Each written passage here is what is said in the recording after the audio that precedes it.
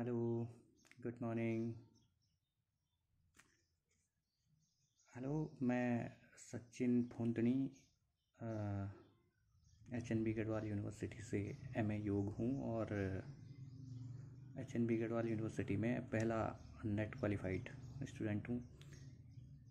2 साल मैंने योग पढ़ाया भी है, 2017 से 2019 HNB में PG क्लासेस को। कुछ कारणवश छोड़ना पड़ा। आजकल लॉकडाउन के कारण घर पे बैठा हुआ था, तो वैसे योग छूट गया है, पढ़ना तो छूट ही गया, फील्ड भी छूट गया है, लेकिन आज मन किया कि कुछ योग पढ़ा जाए, तो मन किया एक वीडियो बना लेता हूँ। तो योग की बात करें तो योग को शुरू योग से ही करते हैं, क्योंकि आजकल बहुत बड़ी अजीब सी धारणा है कि किसी आसन को ही लोग योग समझ बैठते हैं या फिर प्राणायाम को लोग योग समझ बैठते हैं। मैं इस चीज़ को थोड़ा सा क्लियर कर देना चाहता हूँ कि योग वास्तव में योग है क्या चीज़।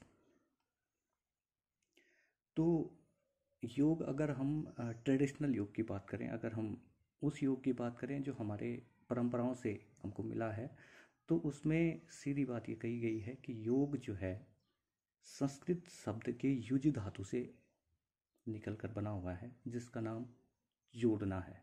मुख्य तौर पे युज धातु से बना हुआ है योग, जिसका काम है, जिसका मीनिंग है जोड़ना या अटैचमेंट।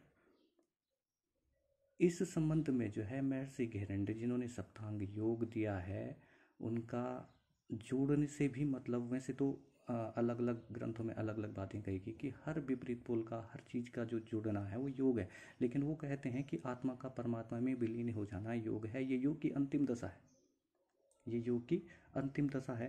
तो इसी संबंध में जो है 3 तरीके से योग की मीनिंग निकाली गई है। यूजर योग से जो निकला है योग, उसमें एक तो सबसे पहला मीनिंग है यूजर योगे। यूजर योगे में जहाँ पर मैंने बात करी जोड़ने की, अटैचमेंट की बात है, attachment of individual consciousness with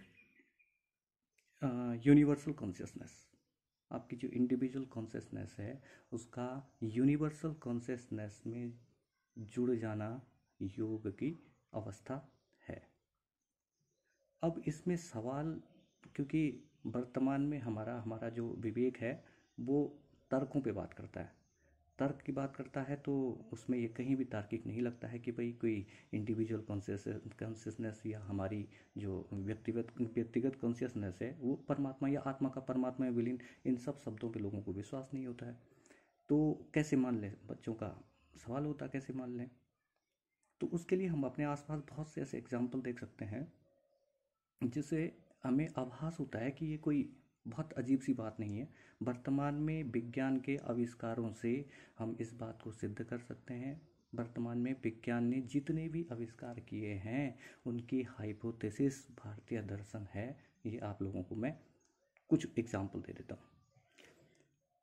आजकल हमें एक चीज़ देखने को मिलती है, एक एक टाइम आपको याद होगा, रेडियो का टाइम था या फिर जो टेलीविज़न का टाइम था, ब्लैक एंड वाइट वाला जो टेलीविज़न चलता था, एंटीना लगाकर हम लोग जो है घर में बैठ के टीवी देखा करते थे।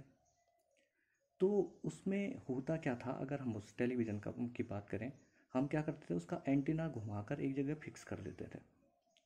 फिक्स करके हम करते क्या था, उसमें एक्चुअल होता क्या था कि अंतरिक्ष में एक सैटेलाइट जो स्थापित है लोगों के द्वारा, साइंटिस्टों के द्वारा, और हम उस सैटेलाइट से जो है उस एंटीने को अटैच करते थे, और जैसे ही उसके सिग्नल आपस में मिलते थे तो हमें जो है टीवी देखने को मिलता था, उसमें जो प्रसारण होता था उसे हम देख पाते थे। तो ये कैसे सिद्ध हुआ? ये ऐसे ही सिद्ध हुआ कि जो हमारे ग्रंथों में अपनी एनर्जी को उस यूनिवर्सल एनर्जी से अटैच करने का की बात कही गई थी, वो आज लोगों ने इंस्ट्रूमेंट में कर दिया, इंस्ट्रूमेंट में कन्वर्ट कर दिया। इतना ही अंतर है, क्योंकि घेरंट मुनि कहते हैं कि अपनी आत्मा का परमात्मा में विलीन, अपनी कॉन्शियसनेस का, अपनी चेतना का उस यूनिवर्सल चेतना में जो है विलीन कर देना योग का नाम है। लेकिन यहाँ पर इन्होंने क्या कर दिया कि जो अपनी कॉन्शियसनेस थी उसको हमने टेलीविज़न मान लिया, और जो यूनिवर्सल कॉन्शियसनेस थी उसको हमने वो सैटेलाइट मान लिया। तो ये ही जो है, ये जो कंसेप्ट निकले हैं ये यहीं से निकले हैं। तो इसमें कोई अजीब सी बात नहीं कि ऐसा कैसे हो सकता है, ये पॉसिबल है। अगर घर में रखा हुआ एक इंस्ट्रूमेंट जो अचेतन है, जिसमें चेतन शक्ति भी नहीं है, अगर वो टेलीकास्ट कर सकता है, अगर उसमें अंतरिक्ष से निकलने वाली जो किरणें हैं या किसी सैटेलाइट से निकलने वाली जो किरणें हैं, अगर वो उनको ग्रहण कर सकता है, तो ह्यूमन या हम लोग तो फिर भी कॉन्शियस हैं, हम उस चीज़ को जो है एक्सेप्ट कर सकते हैं। तो पहला जो मीनिंग है वह है युजर योगे। दूसरा जो मीनिंग है वह है युज समाधो। युज समाधो का मीनिंग है, ये जो है महर्षि व्यास ने समाधि के रूप में इसका योग का वर्णन किया है। तो समाधि का उन्होंने यही मतलब बताया कि समाधिनम इति समाधि। योग का मतलब उन्होंने कहा समाधि की अवस्था, और समाधि का मीनिंग क्या होता है, समाधिनम इति समाधि, जहाँ पर जो है सभी प्रकार के दुखों का समाधान हो जाता है, वो अवस्था समाधि की अवस्था है। और महर्षि गेरन ने कहा है कि समाधिनम च निर्लिप्ताम, यानी निर्लिप्तता की जो अवस्था है वो समाधि है, जहाँ पर जो है हम पूर्ण रूप से जो भौतिक सुख संसाधन है, उन सारे संसाधनों से हम अपने आप को निर्लिप्त कर लेते हैं या उनसे डिअटैचमेंट हो जाते हैं, उनसे हम हट जाते हैं। तो वो एक कंटिन्यूस फेयरनेस की एक अवस्था हमारे अंदर आ जाती है। एक ऐसी अवस्था हम धारण कर लेते हैं जिसमें पूरा सुकून होता है, जिसमें एक आनंद होता है।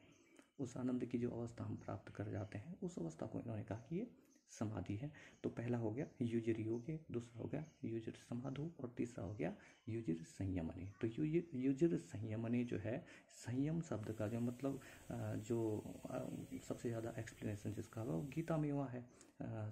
समत्वम योग उच्यते नाम से जो है गीता के दूसरे अध्याय के 48वें और 50वें श्लोक में जो है इसका वर्णन हुआ है। तो उसमें जो है संयम का मतलब है एक ऐसी मनोस्थिति को तैयार कर देना जो सुख और दुख, कूल और प्रतिकूल, या फेवरेबल और अनफेवरेबल, दोनों कंडीशन में जब हमारी मनोदशा समान हो, यानी कि कुछ अचीवमेंट आने पे, कुछ प्राप्त हो जाने पे बहुत ज़्यादा उत्साहित ना हो जाना, और किसी प्रतिकूल समय के आ जाने पे बहुत ज़्यादा विक्षिप्त ना हो जाने की जो अवस्था है, उस अवस्था को उन्होंने संयम की अवस्था कहा है। इसीलिए इसमें समत्वम योगोच्यते के रूप में जो है इसको बताया गया है।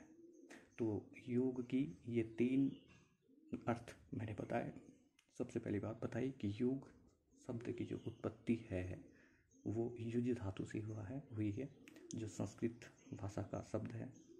इसका मतलब जोड़ना है। इसका फिर भी 3 तरीके से इसके मीनिंग निकाले गए हैं। पहला है युजिर योगे, दूसरा है युजिर समाधो, तीसरा है युजिर संयमने। पहला जो था युजिर योगे, उसमें जोड़ना, आत्मा और परमात्मा को जोड़ने की बात कही गई है। दूसरे वाले में युजिर समाधो में समाधि नमृति, यानी कि किसी सारे प्रकार के दुखों का जहाँ पर समाधान हो जाए, वो स्थिति का नाम समाधि है, और वही स्थिति योग की स्थिति है।